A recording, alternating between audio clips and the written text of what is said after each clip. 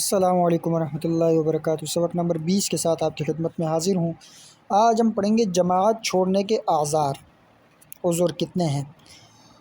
Number 1، اتنا لباس موجود نہ ہو جس سے سطر کو چھپایا جا سکے، یعنی آپ کے پاس اتنا کپڑا نہیں ہے کہ آپ اس سے اپنے سطر کو چھپا سکتے ہیں، تو آپ جماعت چھوڑ سکتے ہیں، جماعت سے نماز پڑھنا آپ کے لیے ضروری نہیں۔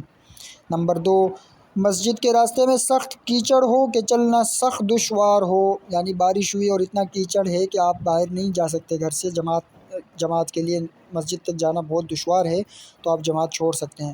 نمبر 3، بہت زور سے بارش برس رہی ہو۔ نمبر 4، ایسی سخت سردی ہو کہ باہر نکلنے میں یا مسجد تک جانے میں کسی بیماری کے ہو جانے کا یا بڑھ جانے کا اندیشہ ہو۔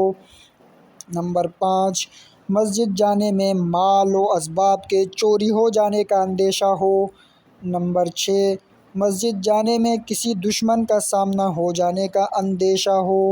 نمبر 7، مسجد جانے میں کسی قرض چاہے کے ملنے اور اس سے تکلیف پہنچنے کا اندیشہ ہو، بشرط یہ کہ اس کے قرض کے ادا کرنے پر قادر نہ ہو، اور اگر قادر ہو تو ایسا شخص ظالم سمجھا جائے گا اور اس کو جماعت چھوڑنے کی اجازت نہیں ہوگی۔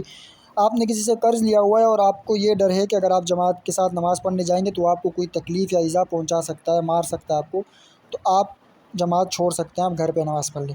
لیکن اگر آپ کے پاس اتنے پیسے ہیں کہ آپ اس کا قرض آسانی سے ادا کر سکتے ہیں اور آپ غفلت کر رہے ہیں خواہ مخواہ، تو پھر اس صورت میں تو آپ ایک تو ظالم بھی ہیں اور گناہ بھی آپ کو بہت زیادہ ملے گا، اور جماعت چھوڑنے کا الگ گناہ بھی ملے گا۔ نمبر 8، اندھیری رات ہو کہ راستہ نہ دکھائی دیتا ہو اگرچہ روشنی کا انتظام کر سکتا ہو۔ نمبر 9، رات کا وقت ہو اور آندھی بہت سخت چلتی ہو۔ نمبر 10، کسی مریض کی تیمار داری کرتا ہو کہ اس کے جماعت کے لیے چلے جانے سے اس مریض کی تکلیف یا وحشت کا اندیشہ ہو۔ آپ کسی کی تیمار داری کر رہے ہیں اور وہ آپ کے علاوہ کوئی اور نہیں ہے اس مریض کو دیکھنے والا، اور آپ کو یہ خوف ہے کہ اگر آپ یہاں سے چلے گئے تو اس مریض کو تکلیف ہو سکتی ہے یا اس کو کسی چیز کی ضرورت پڑ سکتی ہے یا اس کے مر جانے کا اندیشہ ہے، تو آپ جماعت چھوڑ سکتے ہیں۔ نمبر 11، کھانا تیار ہو یا تیاری کے قریب ہو اور بھوک ایسی لگی ہو کہ نماز میں توجہ نہ لگنے کا اندیشہ ہو۔ اس میں بھی بہت احتیاط کرنی چاہیے، اس سے ناجائز فائدہ آپ نہیں اٹھا سکتے ہیں۔ بہتر تو یہ کہ آپ نماز پڑھ لیں کہ آپ کی توجہ اگر نماز میں رہ سکتی ہے، لیکن اگر آپ کا پورا دھیان نماز میں کھانے کی طرف ہی جانے والا ہے تو پھر آپ پہلے کھانا کھا لیں، اس کے بعد جا کے نماز پڑھ لیں۔ نمبر 12، قضائے حاجت کا شدید تقاضا ہو۔ اس صورت میں تو آپ کو چاہیے کہ پہلے آپ قضائے حاجت سے فارغ ہو جائیں، پھر آپ نماز پڑھ لیں تو بہتر ہے، کیونکہ پھر پوری نماز میں انسان کا دھیان کہیں اور رہتا ہے۔ نمبر 13، سفر کا ارادہ ہو اور ڈر ہو کہ جماعت سے نماز پڑھنے میں دیر ہو جائے گی یا قافلہ نکل جائے گا۔ ریل کا مسئلہ اسی پر قیاس کیا جا سکتا ہے، مگر اتنا فرق ہے کہ وہاں ایک قافلے کے بعد دوسرا قافلہ کئی دنوں بعد ملتا ہے، اور یہاں ریل ایک دن میں کئی بار جاتی ہے۔